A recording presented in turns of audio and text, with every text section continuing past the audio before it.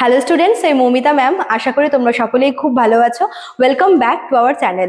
আজকে আমি তোমাদের ফার্স্ট সেমিস্টার মেজর ইংলিশের পেপার 1 থেকে আরও একটা নিউ টপিক, যেটা হচ্ছে দ্য এপিক। এটা তোমাদের কিন্তু ইউনিট 3 কমেডি পোর্শনের মধ্যে পড়ছে। চলো দেরি না করে শুরু করে দিই আজকের সেশনটা। দেখো কি বলেছে। An epic is a long poem that tells the story of a great hero. তো এপিকটা কিন্তু মেইনলি দেখো বাকি যে তোমাদের ফর্মগুলো রয়েছে সেখান থেকে একটু ডিফারেন্ট। এপিক হচ্ছে একটা লং পোয়েম, ঠিক আছে, যেখানে কোনো একজন গ্রেট পার্সনের ব্যাপারে কিন্তু বলা হয়ে থাকে, তার যেটা স্টোরি, তার জার্নি সেটা। It usually describes the hero's brave action, dangerous journey and important battles. তো এপিক মানে আমরা কোন কোন বিষয় দেখব, যে আর কি এখানে হিরো থাকে, তার যে ব্রেভ অ্যাকশনস গুলো রয়েছে, তার জার্নি, যেখানে সে অনেক কিছু ডেঞ্জারের সম্মুখীন হচ্ছে, আর কি কিছু ইম্পর্টেন্ট ব্যাটেলস যেখানে অবশ্যই সেই জিতছে।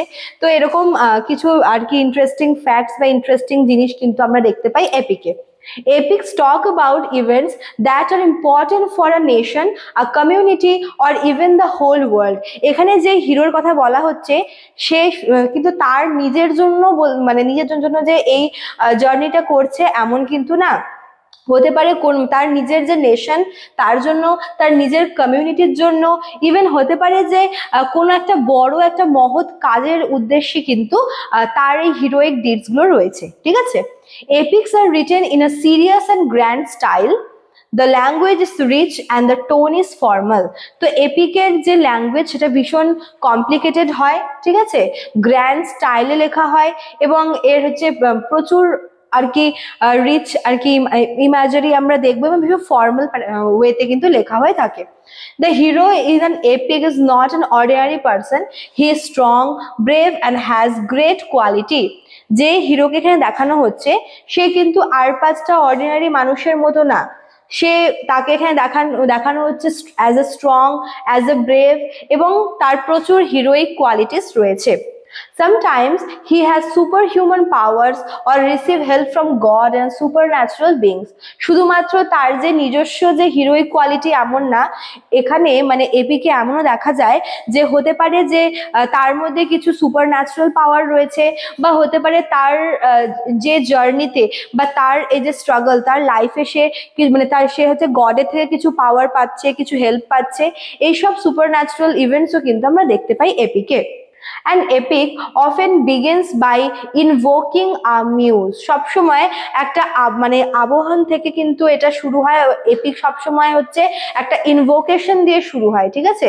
This means the poet asks for inspiration from a divine figure. এই যে ইনভোকেশনটা, এটা মানে হচ্ছে একটা এপিক লেখার সময় সবসময় পোয়েট চেষ্টা করে যে সে কোনো একটা ডিভাইন পাওয়ার বা কোনো একটা ডিভাইন ফিগারের থেকে সে ইন্সপিরেশন চাইছে, ঠিক আছে। Then the story usually starts in the middle of the action which is called in media res. Main গল্পটা কিন্তু শুরু হয় একদম মিডিলে গিয়ে, যেটাকে আমরা কিন্তু ড্রামাটিক টার্মের ভাষায় in media res বলি। After that the poet explain earlier events through flashback.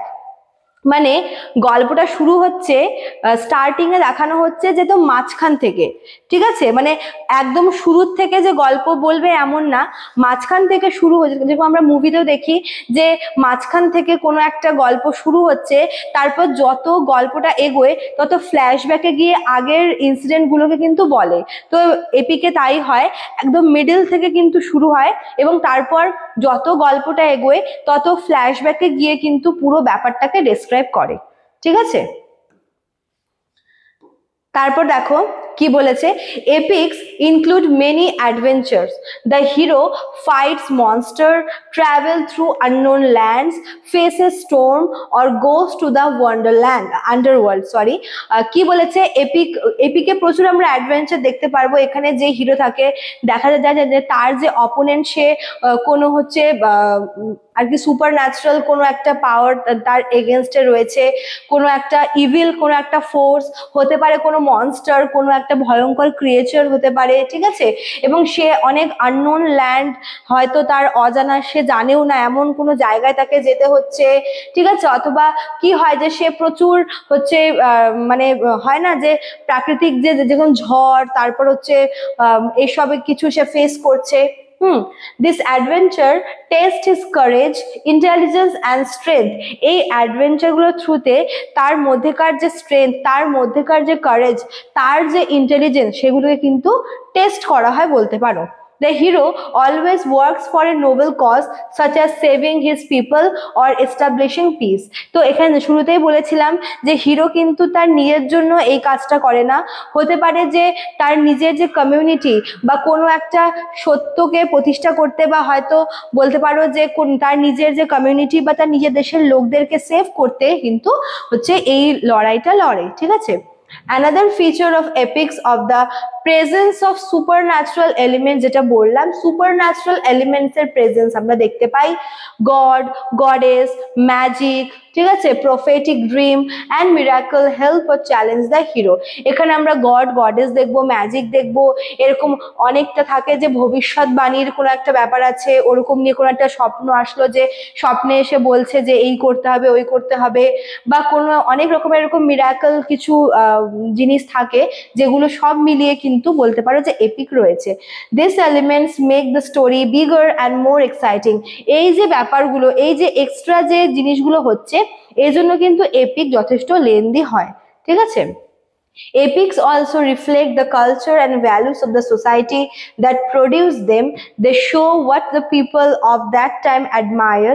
তো অ্যাকচুয়ালি সেই সময়কার যে কালচার, সেই সময়কার মানুষের যে মোরাল ভ্যালু, সেগুলোকে কিন্তু এক্সপ্রেস করে। সেই সময় মানুষ যা যা বিশ্বাস করতো বা মানুষের জীবনে যেগুলো ছিল, যেরকম অনেস্টি বলতে পারো, লয়ালটি বলতে পারো, এগুলো কিন্তু বর্তমান যুগে খুব কম দেখা যায় মানুষের মধ্যে।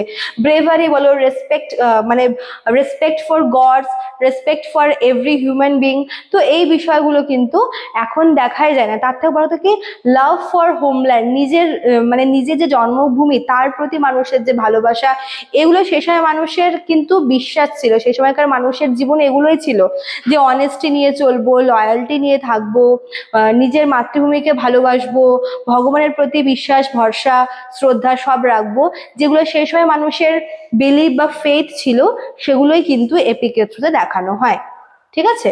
চলো, তো এই ছিল তোমাদের আজকের ক্লাসটা এপিকের ওপরে। যারা ভাবছো আমাদের কাছে অনলাইন অ্যাডমিশন নেবে, তারা আমাদের অফিসিয়াল নাম্বারে কন্ট্যাক্ট করে নিতে পারো। আমাদের অফিসিয়াল নাম্বার দেখো দেওয়া আছে এখানে। এছাড়া দেখো এখানে কিন্তু কোর্স ফিটা তোমাদের এখানে প্রোভাইড করা রয়েছে, মেজর এবং মাইনর দুটোর জন্যই দেওয়া রয়েছে। চলো, আজকে এতটাই থাকলো, দেখা হচ্ছে নেক্সট ক্লাসে। Thank you.